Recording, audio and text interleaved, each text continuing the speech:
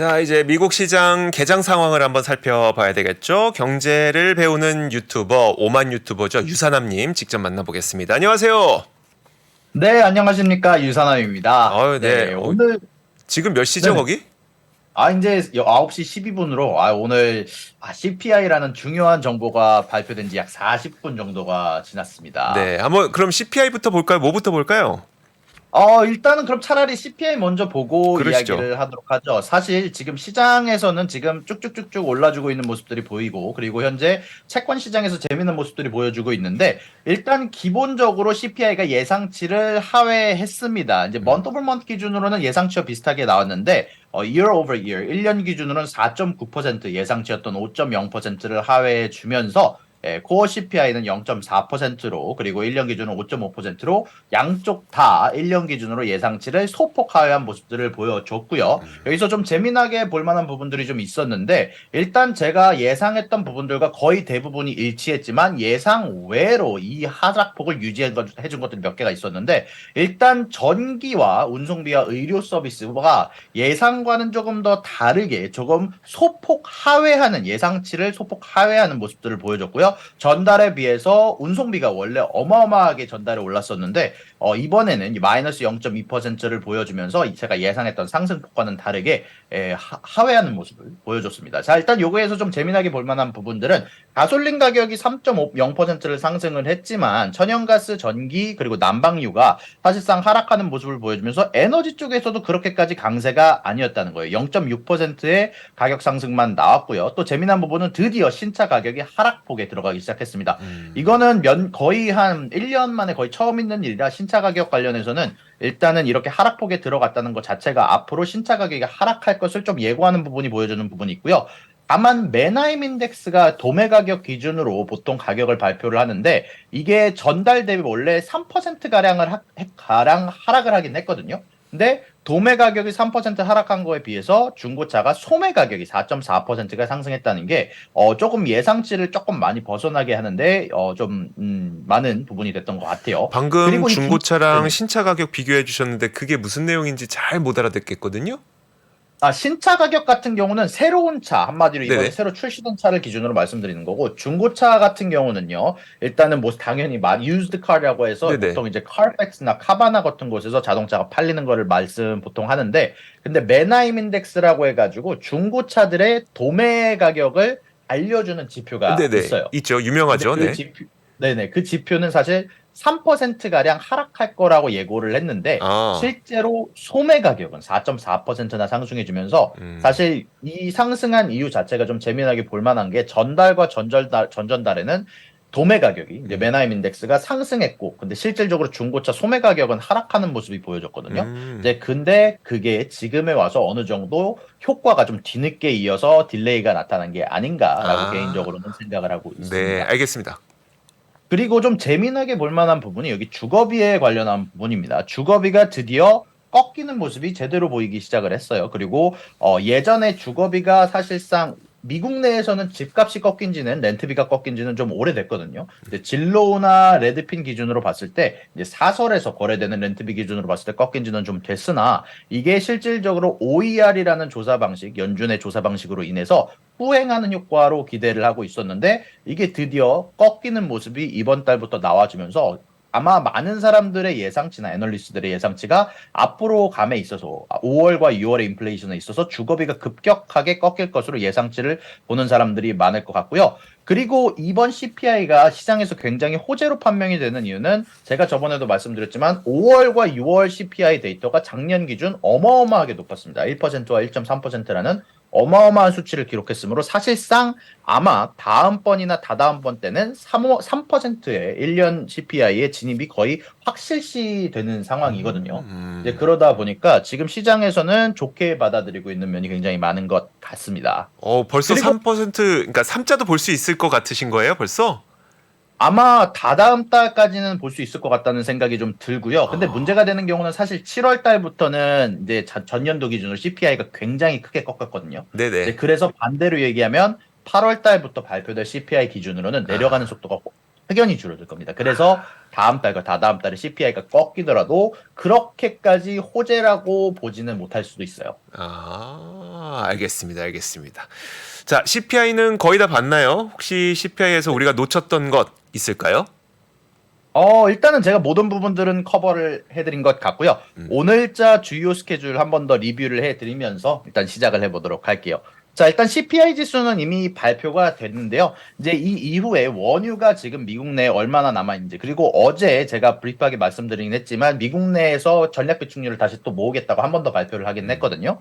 이제 그것 말고도 10년물 국채 입찰이 있는데 많은 분들이 채권에 투자하시는 걸로 알고 있고, 그리고 또 많은 이제 렌트비나 이제 집값과 관련된 부분들이 사실상 이 10년물 이자에 따라서 이제 은행들이 대출을 해줄 때 이 10년물 이자를 따라서 보통 이자율이 바뀌거든요. 이제 그러다 보니까 이 10년물 국채의 이자율이 입찰이 얼마나 되는지가 사실상 중요한 포인트가 될 것 같고요. 그리고 오늘 아마 한국 기준으로는 아침에 중국의 소비자 물가 지수가 발표가 되는데 이런 부분들은 만약에 중국주를 투자하고 계시면 좀 신경을 쓰실 만한 부분인 것 같습니다. 네, 알겠습니다. 사실 안 그래도 어제 저희한테 얘기해 주셨던 게, 그 에너지 정보청. 우리가 네. 국제 에너지 기구가 있고, 국제 에너지 기구는 우리가 IEA라고 부르고, 미국의 에너지 정보청은 EIA라고 해서 맨날 헷갈리는 그 두 가지 가운데 EIA, 에너지 정보청. 에너지 정보청의 그 단기 전망이 나온다 그랬잖아요. 그건 어떻게 나왔어요? 네. 에너지 관리국의 단기 예상치가 이제 재미나게 흘러갔는데 유가 관련해서는 이제 고점이라고 앞으로 가격이 내려갈 전망치를 내놨고요.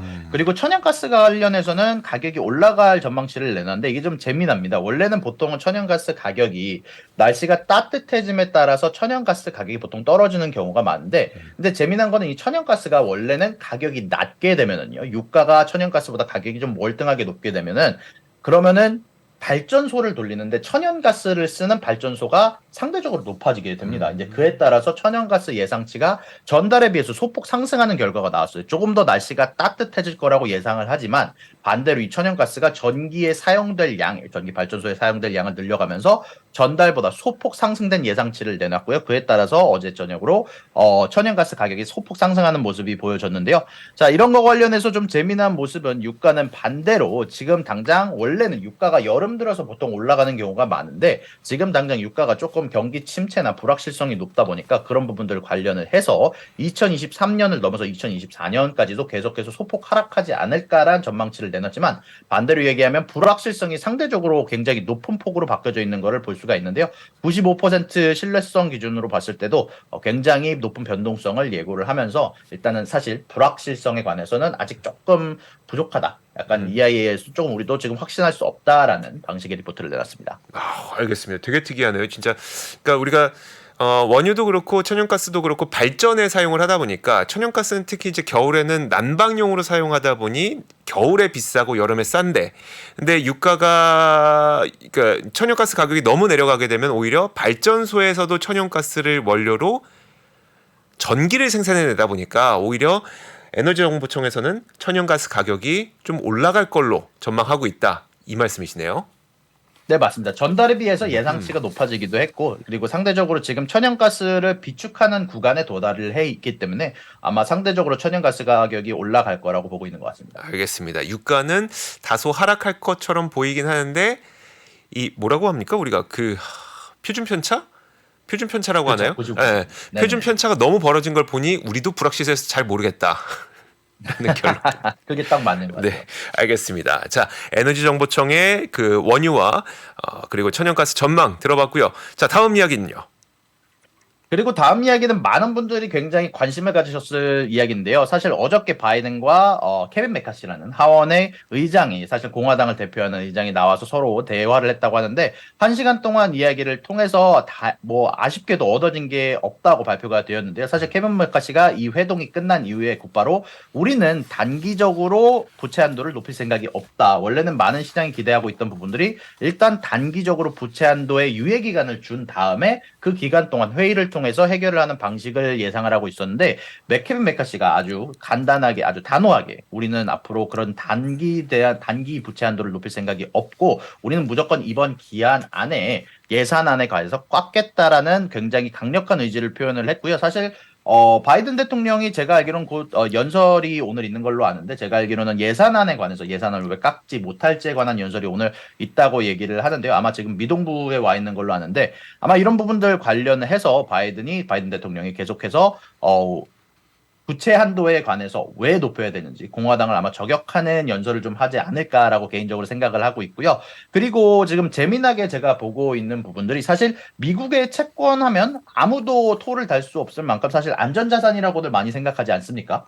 그쵸. 네, 그런데도 불구하고 그리스 예전에 한번 디폴트를 했던 그리스와 브라질, 멕시코의 CDS보다도 굉장히 높은 수치를 미국의 1년 CDS가 기록을 하고 있는데요. 이 CDS라는 게 뭐냐면 간단하게 정리하면은 만약에 미국의 채권이 파산하게 되면 거기에 대해서 우리가 커버를 해주겠다라는 보험 상품과 비슷하다고 해지 상품과 비슷하다고 보시면 되는데 이 가격이 높아지고 있다는 건 상대적으로 미국의 디폴트 확률을 굉장히 높게 보고 있는 사람들이 늘어나고 있다라는 지표로 보시면 되는데, 물론 이 CDS가 높아짐에 따라도 저는 개인적으로는 뭐 부도가 날 거라고, 뭐 아니면은 디폴트가 날 거라고 보지는 않지만, 일단 이런 부분들 여러분들이 집중을 하셔야 될 것 같아서 제가 자료로 가져와 봤습니다. 알겠습니다. CDS가 지금 자료를 한번 다시 보여주시면 좋을 것 같은 게 약간 화면이 너무 흐릿해서 색깔과 방향은 보이긴 하거든요. 근데 이 색깔이 어느 나라인지를 모르겠어요.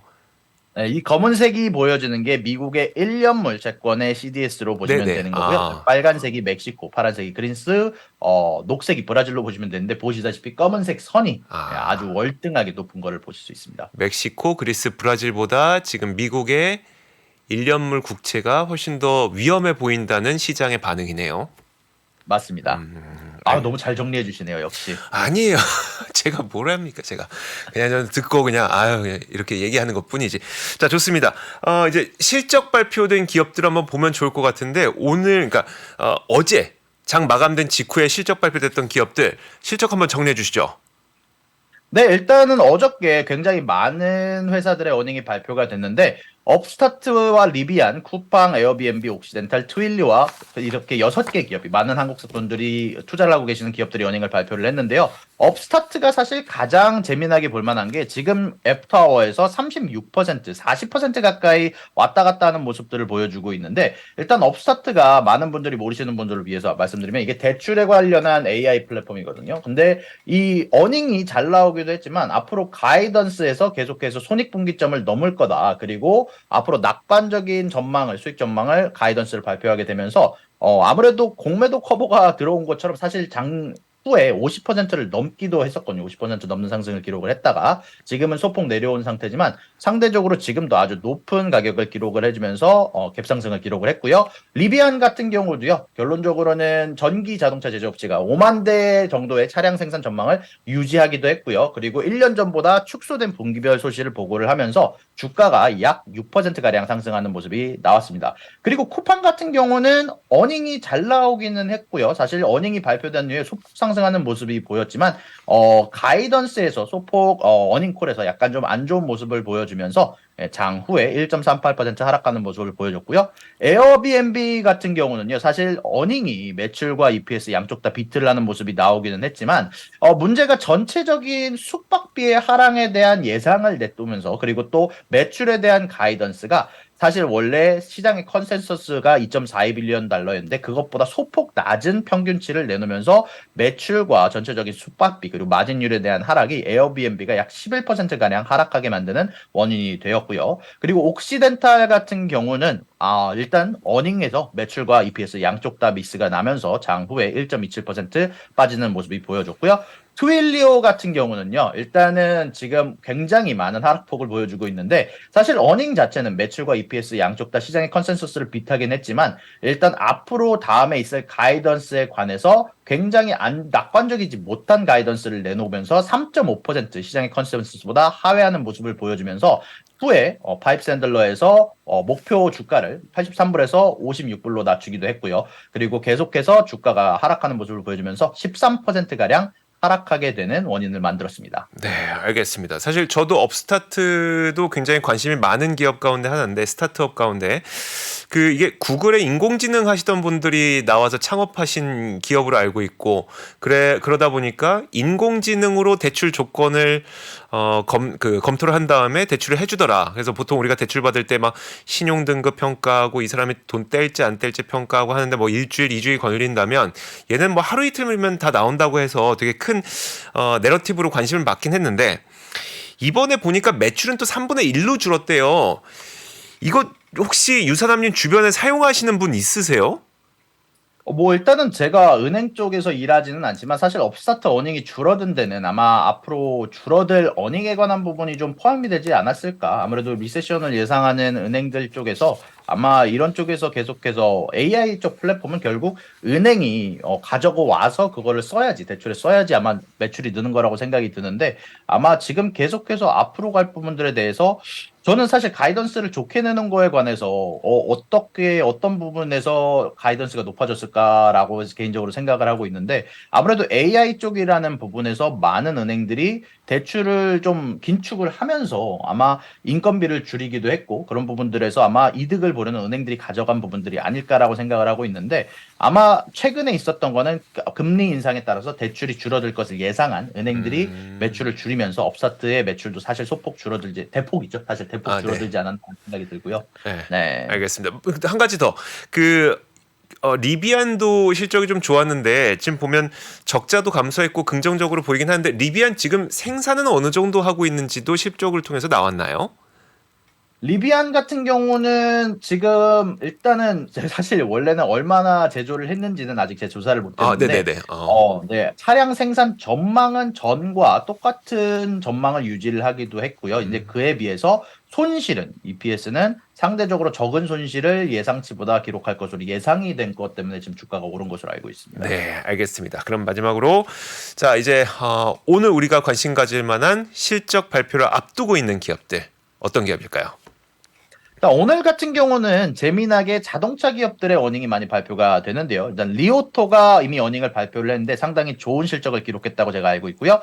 혼다와 도요타가 장후에 어닝을 발표를 할 예정이고 그리고 로블록스 회사가 이미 어닝을 발표를 했고 월트 디즈니가 장후에 어닝을 발표를 할 텐데 이게 월트 디즈니 같은 경우는 이제 넷플릭스 같이 최근에 여러 가지 텔레비 시장을 공략하려고 노력을 했기 때문에 그런 부분들에 대한 결과를 많은 분들이 기대를 하시는 것 같고 다만 최근에 있었던 영화 성적들이 사실 그렇게 신통치는 않았기 때문에 그런 부분들 관련해 해서 잭스 레이팅이라든지 많은 애널리스트들은 디즈니의 어닝에 관해서 약간 부정적인 전망을 내놓기도 했습니다. 네, 알겠습니다. 그래서 저희가 오늘 바라봐야 될 그 기업들은 디즈니, 그리고 자동차 기업 가운데 토요타와 토요타와 혼다. 혼다. 좋습니다. 자, 이제 잠시 후에 미국 시장이 개장이 됩니다. 지금 일단 개장 전 선물 시장 움직임부터 살펴보면 조금 전에 CPI가 9시 반에 발표된 이후 긍정적인 CPI 덕분에 나스닥 지수는 0.9% 오르고 있고요. 다우 지수가 0.5% 상승, 그리고 S&P 500 지수는 0.8% 상승으로 현재 선물 시장에서 움직이고 있습니다. 일단 선물 시장이 이렇게 되다 보니까 아무래도 그 현물 시작하자마자 크게 다르지 않을 것 같아요. 유럽 시장도 어떻게 되고 있는지 보자면 유럽도 마찬가지로 긍정적입니다. 아주 크진 않습니다만 프랑스가 0.1, 그리고 영국이 0.18, 독일이 0.17 이 정도로 움직이고 있기 때문에 아마 오늘 장 분위기는 꽤 괜찮지 않을까 싶습니다. 자, 조금 전 장이 출발했습니다. 자, 장 출발한 움직임 바로 한번 보도록 하죠. 자, 그래도 다행히 저희가 말씀드렸던 대로 나스닥도 상승한 채 출발을 하고 있고요. 0.89입니다. 자, 다우지수는 0.46% 정도 상승한 채 출발하고 있습니다. S&P 500 지수도 0.67% 상승한 채 출발하고 있고요. 자, 장 초반 S&P 500의 히트맵 한번 살펴보도록 하죠. 시장 전체적으로 어떤 움직임을 보이고 있는지 보도록 하겠습니다. 우리가 아마 이 얘기 좀 자주 했던 것 같은데 이 S&P 500 지도에 대각선 이렇게 가로선을 긋게 되면 대각선 선을 긋게 되면 이 오른쪽 아래가 가치주, 왼쪽 위에가 성장주라는 이야기 많이 들으셨을 거예요. 그래서 사실 금리에 대한 걱정이 좀 사라지고 금리에 대한 걱정이 사라지게 될 때는 왼쪽 상단이 좀 좋아지고 금리에 대한 걱정이 있을 때는 오른쪽 하단이 좀 좋아지는 모습이 나타난다. 이런 얘기 많이 들으셨을 텐데 오늘 물가 덕분에 금리에 대한 그 고민을 한층 덜었죠. 덕분에 지금 보시는 것처럼 왼쪽 상단에 있는 성장주들의 움직임이 상대적으로 긍정적으로 나타나고 있습니다. 물론 물가가 괜찮게 나왔기 때문에 전체적으로 다 같이 초록색을 보이고 있긴 합니다만 그 가운데서도 왼쪽 상단의 종목들 움직임이 상당히 좋게 나타나고 있습니다. 자, 종목별로 한번 보도록 하겠습니다. 로블록스. 말씀해 주셨던 것처럼 로블록스가 실적을 발표한 이후에 지금 2.5% 정도 오른 채 움직이고 있고요. 이거 긴장되네요. 업스타트. 과연 업스타트 본장 들어서 어떤 모습을 보이고 있을까요? 자, 32% 상승하고 있습니다. 근데 이거는 업스타트는 저도 꽤 오래 지켜봤거든요. 변동성이 너무 큽니다. 이게 아마 그 유선남님 말씀하셨던 대로 쇼커버링일 수도 있기 때문에 물론 쇼커버링 때문에 급등하는 건 좋습니다만 너무 이게 변동성이 크다는 거는 좀 염두해 두시는 게 좋을 것 같습니다. 자, 에어비앤비 보도록 하죠. 본장 들어서서 11% 하락까지 나타나고 있는 상태고요. 리비안 한번 보겠습니다. 자, 리비안 9.8%. 시간의 거래 주가보다도 훨씬 더 좋은 주가 움직임이 나타나고 있는 모습 확인하실 수 있습니다. 자, 유선남님, 장 초반 분위기 좀 봤는데 좀 정리해 주실까요? 일단 저도 똑같이 생각을 하고 있고요. 오늘 CPI가 잘 나와가지고 전체적으로 모든 쪽 섹터에서 좋은 모습을 보여주고 있는데 가장 제가 지금 눈에 띄고 있는 부분이 테슬라거든요. 결국 리오토라는 회사가 중국 내에서 생각보다 좋은 판매량을 기록을 했고 전기차가 중국에서 잘 나왔다는 건 테슬라도 아마 전기차 섹터가 포함이 되기 때문에 아마 테슬라 쪽에서 좋은 움직임이 보여주고 있는 것으로 나오는 것 같고요. 그리고 아마존이나 AMD 다 포함할 것 없이 모든 빅테크 쪽이 올라가는 이유는 말씀해 주신 것처럼 아마 금리 동결에 대한 가능성이 사실 소폭 올랐거든요. 바로 어제에 비해서 소폭 오른 가능성을 페드와치 툴 기준으로 보여주면서 전체적으로 금리 인하에 대한 기대감과 동결에 대한 기대감이 결론적으로는 나스닥이나 성장주 쪽에 조금 더 탄력적인 움직임을 보여주게 하는 것 같습니다. 네, 그렇다면 마지막으로 자, 오늘 미국 시장을 시작할 때 좀 가장 주목해봐야 될 섹터 어떤 쪽 바라보고 계실까요? 결국 전기차 어닝이 잘 나오기도 했고요. 그리고 앞으로 장 중간에 혹은 장 후에 자동차주들에 관한 어닝이 발표가 될 예정이라 자동차주 쪽에 개인적으로 많은 포커스를 두고 있기도 하고요. 오늘 아무래도 원래는 경기방어주 쪽을 좀 주목을 하고 있었는데 CPI 데이터가 잘 나와서 오늘은 반대로 경기방어주보다는 성장주들 위주로 특히 아무래도 업스타트가 지금 갭상승을 했기 때문에 아마 업스타트 쪽도 굉장히 저도 주의 깊게 보고 있는 부분이 있고 그리고 마지막으로는 제약주가 사실 많은 어닝들이 굉장히 오늘 많은 소식들이 발표가 됐었는데 그런 부분들 관련해서 제약주 쪽 움직임도 사실 개인적으로는 눈여겨보고 있는 부분들이 있습니다. 네, 알겠습니다. 자, 이렇게 저희가 오늘이 며칠이죠? 5월 10일. 자, 미국 시장의 장 초반 움직임까지 한번 살펴봤습니다. 나스닥이 더 올라가고 있네요. 가면 갈수록 좀 분위기가 좋아지고 있는 모습이 나타나고 있어서 여러분들께서도 오늘 좀 가벼운 마음으로 좀 더 즐거운 마음으로 시장에 접근하셔도 될 것 같습니다. 자, 유선남과 함께했습니다. 오늘도 말씀 고맙습니다. 감사합니다. 네.